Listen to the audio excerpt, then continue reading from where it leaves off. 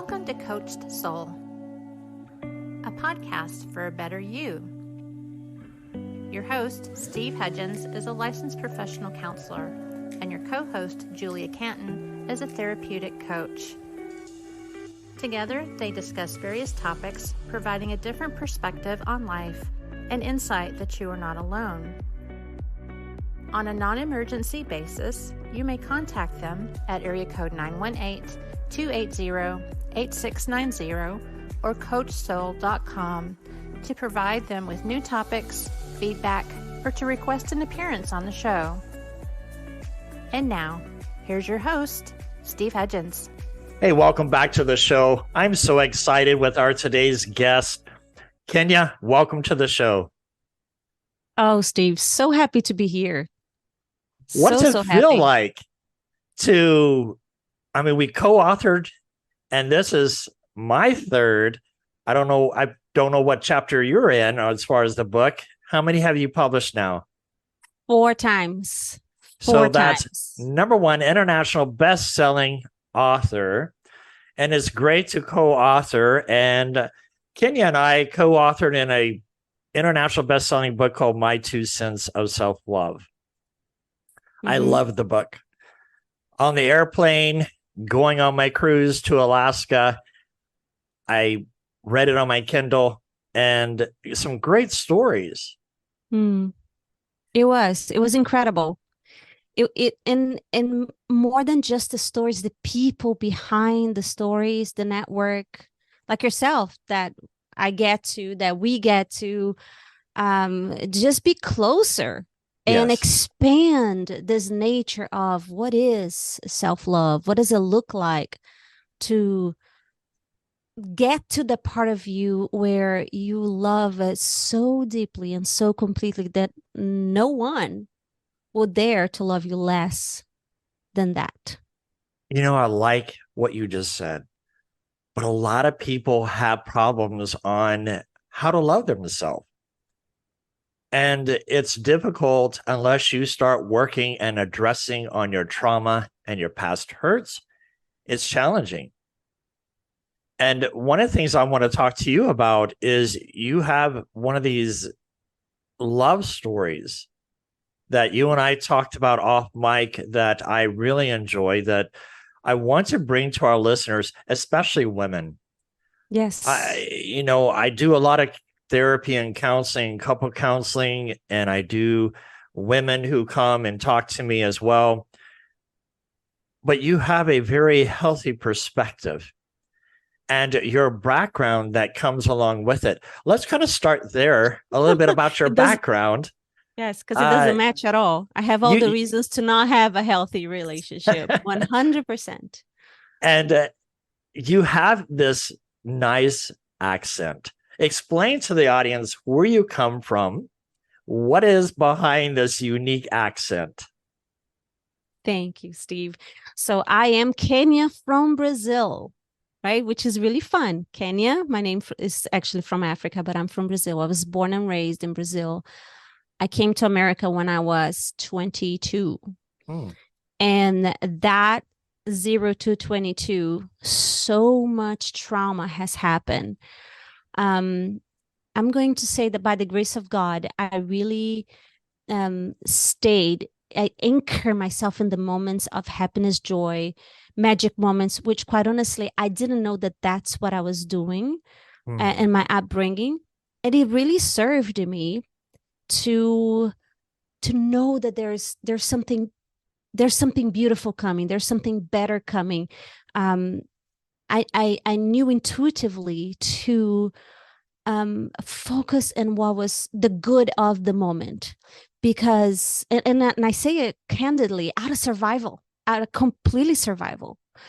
So let's start from the beginning. My mama married my dad and walked away when I was 3 years old. So as he walked away, it was actually my first big trauma, because I remember my little hands. I was so intuitively, my goodness. I remember my little hands pushing him to the door and saying, you have to go. And in hindsight, and I've done a lot of work over that day that my little hands pushed him, because one thing that I coded that day is that my power hurts other people. And I got to recode that as in my power empowers other people. Because in that moment, what I felt like, I pushed my dad out of the house. And I didn't know that he was never going to come back. And he never did, Steve. And I wonder, in therapy, we talk about from birth to about 3 to 4 years of age. When there's a traumatic event that happens, it causes an attachment issue. And here you are saying that you have this false sense belief that your power hurts people. And how long did you carry that guilt with you? It was on and off. It was layers. It's one of those things that you do in therapy. And then, of course, I'm fast forwarding a lot, a little bit more of my story. But I ended up going to college for music therapy. And I really got to understand psychology and sounds, and really the body keep the score. That was my first introduction to all my aches and pains. At 19, all my aches and pains, right? 16, 17, 18. And my digestive issues. I mean, I can go deep in many different directions. Later on, when I got to have a deeper relationship with my mom, she told me that my dad was sleeping with a knife underneath his pillow. So I was like, wow. Oh my gosh, so me pushing him away, I probably saved my mom and us. Who knows? So let's backtrack a little bit, because I want to paint a picture here. I don't care for how the news taints pictures. They taint it to boost their numbers. They lie, they stretch the truth, or don't tell the truth at all.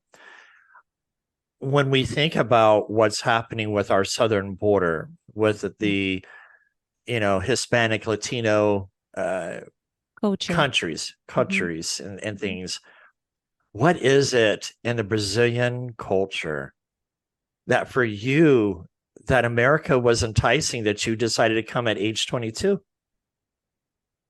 It's beautiful that you asked that question, because it wasn't that I decided. My mom was already here.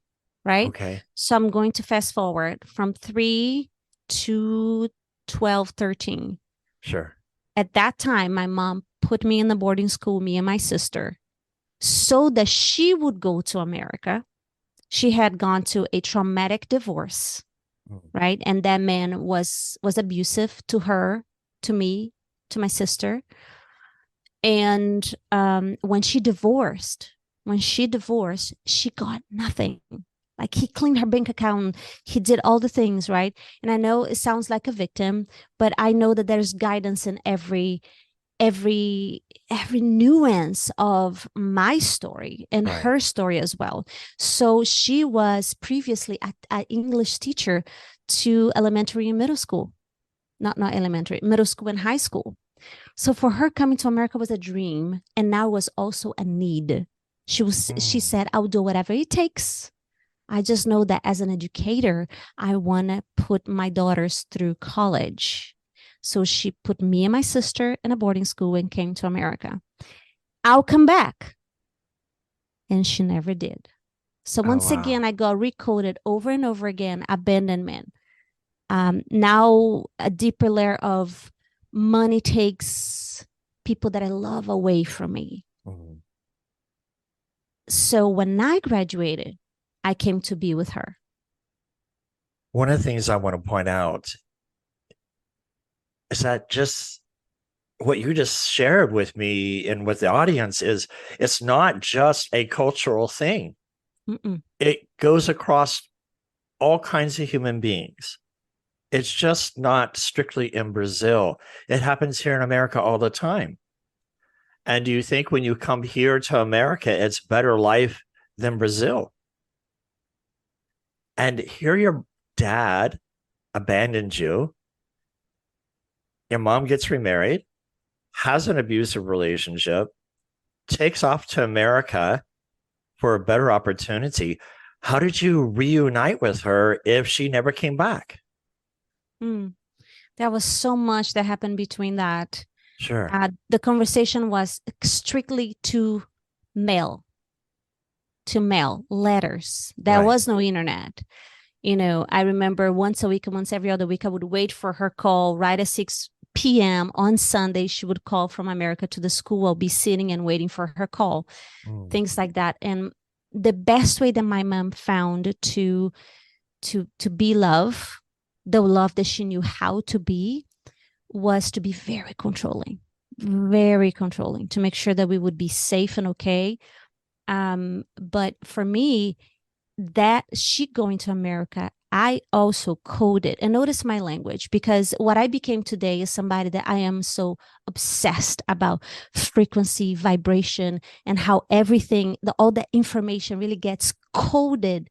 And now it's up to me, up to you, up to us to recode it. Become aware first. Sure.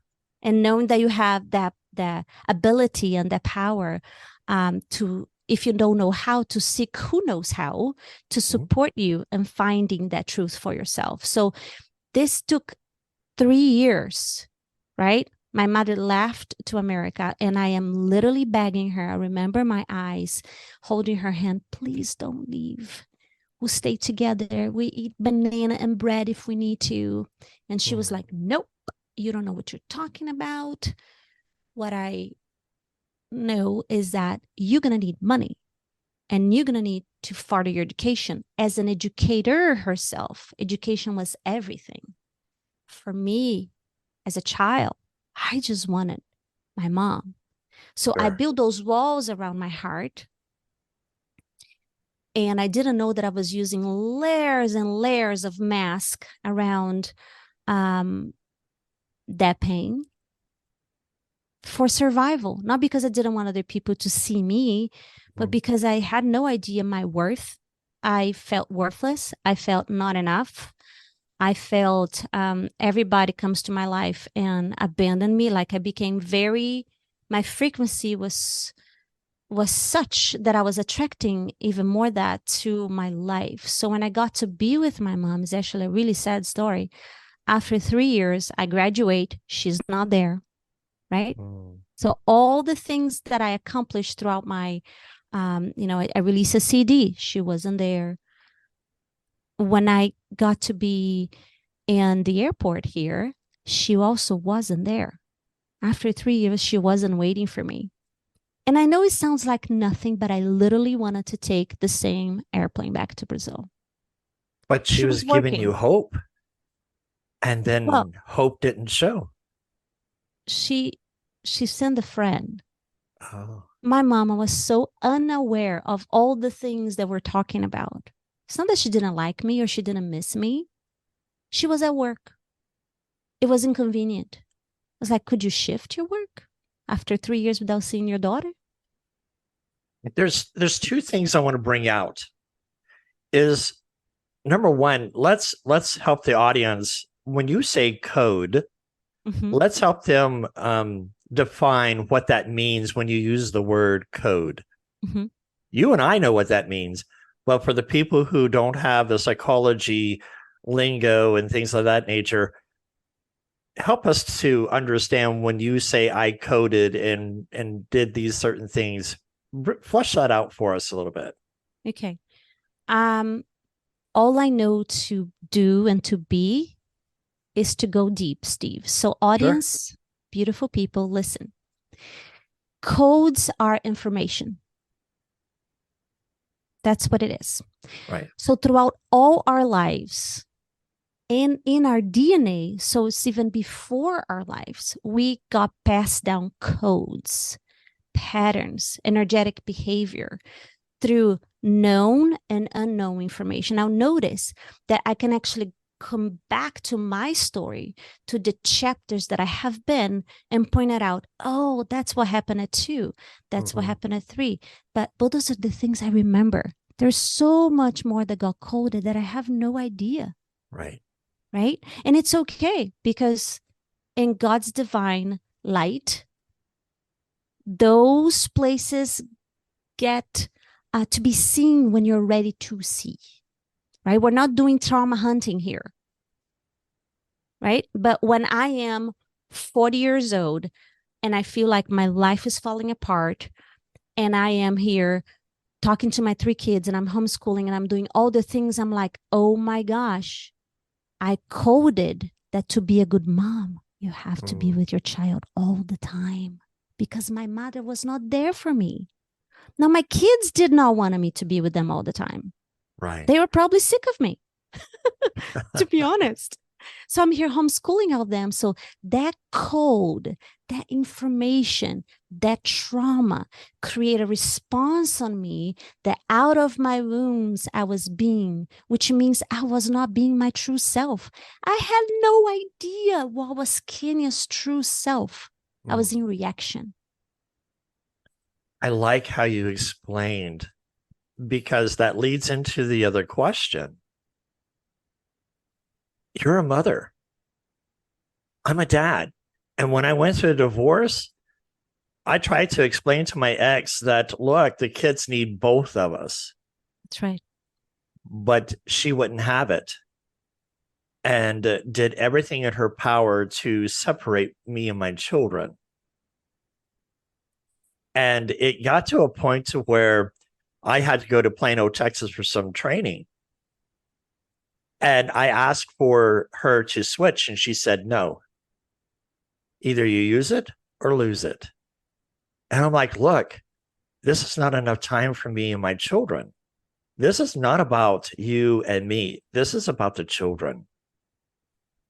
So I get this email.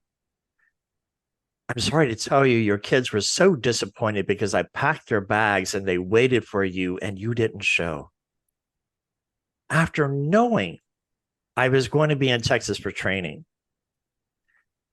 So I know there's things that are coded that cause people to hurt people. 100%. And then I think, here's your mom leaving you, coming to America. You finally come of age, come to America, and mom is not there. And now you're a mom and you're trying to do the best to be the best mom. What do you think was behind your mom? Did she ever explain to you the reasons why she wasn't there? Yeah, she did. What was her reason? She was at work. So work was more important than you.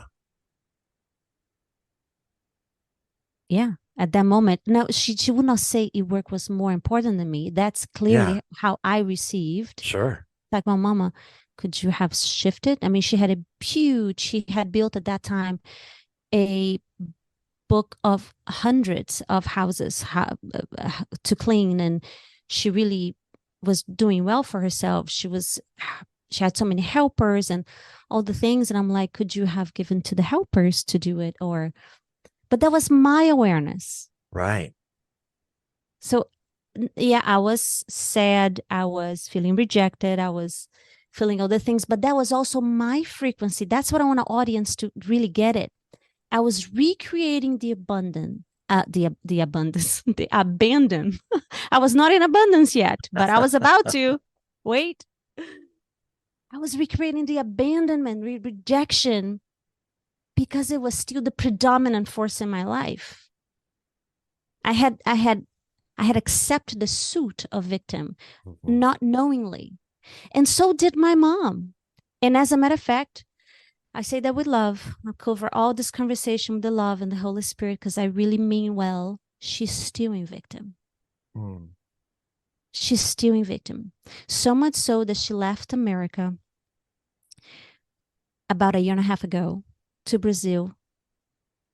She's in the middle of nowhere and, growing her own food and doing all the things. And that's what she wanted. And I remember hugging her and have my 3 kids, her grandkids, hugging her.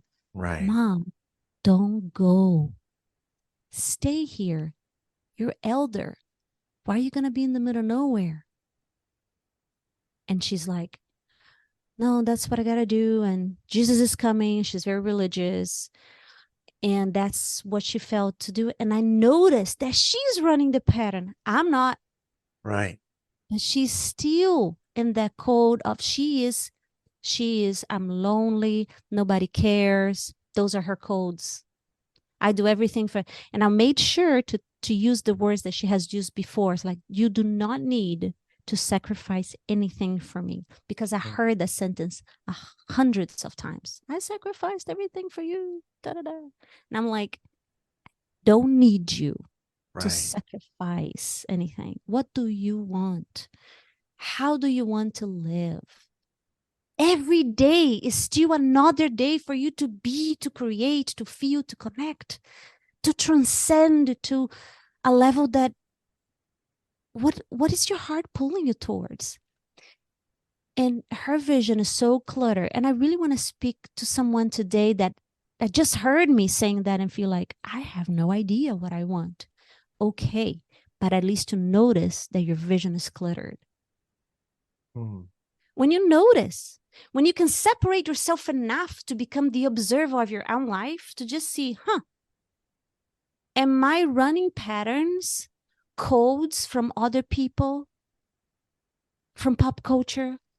Or am I on my own alignment and my own will, me and God? Is my channel clean? Or it's noise, noise, noise, noise? What is it? You bring a good point. Something that needs to be flushed out more is that a lot of times when we get knowledge, it brings and produces guilt and shame. Because why didn't I see this in the past? Why did I act the way I did in the past? And you talk about this code of other people and the noise and things of that nature. We get about 4 or 5 minutes left. And one of the things I want to bring out is helping women to understand, here you are, you go through this journey.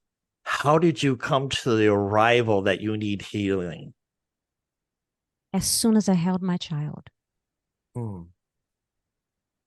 I remember prior to hold my child, I want to divorce my husband. It was year 2 of our marriage. I was ready to leave him. And once again, that was not my pattern. That was not my code. Right. When I noticed that I was being the pattern, I was like, no, what am I doing? I do want to build a relationship, but I don't know how to deal with a male. Steve, if you ask me who was your predominant masculine figure in your life, I'm going to say God. I didn't have one.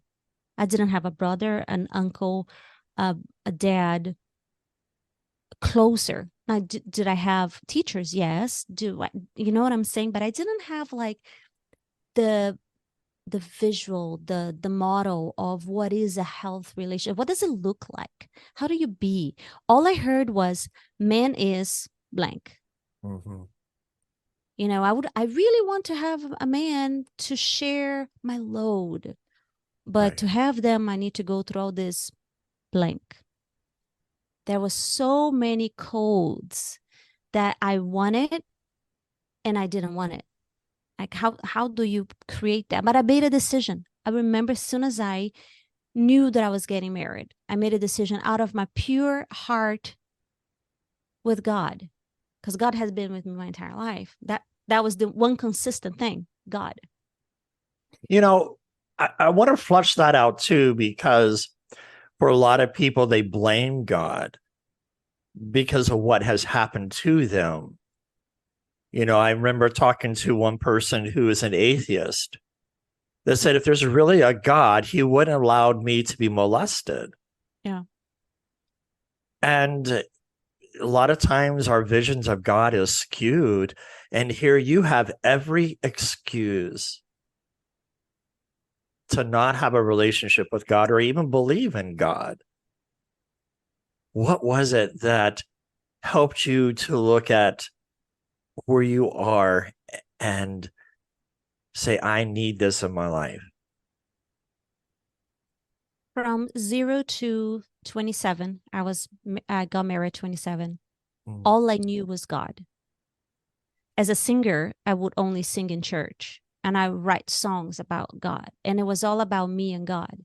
And yes, it was a lot of indoctrination. And a lot of the indoctrination, I no longer have it in my body because it was not true.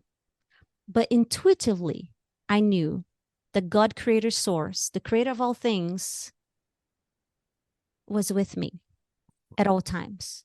That was actually the biggest lie of religion, that you can be separated from God, that he's not there. Hey, if you step in here, he leaves you. If you step in there, how so? I'm a mama now.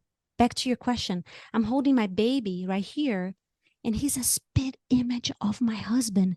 Steve, I had so many rules about how to love my husband because I didn't know how to love him. But as soon as I saw this baby, he could do no wrong. He would do the projectile vomit. He would poop everywhere. It was so much love. I couldn't not love him. And I wanted to be great for him. Right. It was the reflection of how it was the seed of, to be great for him, you need to be great for you. To be enough for him, you need to be enough for you. It was just a seed. It would take still, he's 13 now. It would take a few years for really to get into healing and the energetics and the coding and the recoding to transcend, right? Which is what I'm doing right now, all about taking people like me to have the vision, to unclutter the vision and really get to, from vision to incubation, to be that person that you want to be, because out of will, intention, and self-love only, not the reflection of other people on you, but the way that you impact other people out of desire, love, unconditional love, God's grace, all the things. Because no, you're not a victim. I'm not going to sit here and look at the past crying over abandonment and rejections. It's crystal clear that was pattern. And for any woman, any man, anyone that is ready to see that, they are going to find they're going to find their own stories in the same point. We will coincide at the point of self-responsibility, self-love, self-determination. What a remarkable story. And I hate to end it because it's like a cliffhanger. We want more. You're such enticing voice that we want to hear more. And yes, we're going to have you back on the show next week, and we will flush out a little bit more about how do we get to this arrival. What is it that you're doing now? And so, Kenya, thank you so much for joining us this week. Until next time, guys, be blessed and have a great day. Thanks for joining us today. We hope to have you back next week. Until then, be safe and be kind.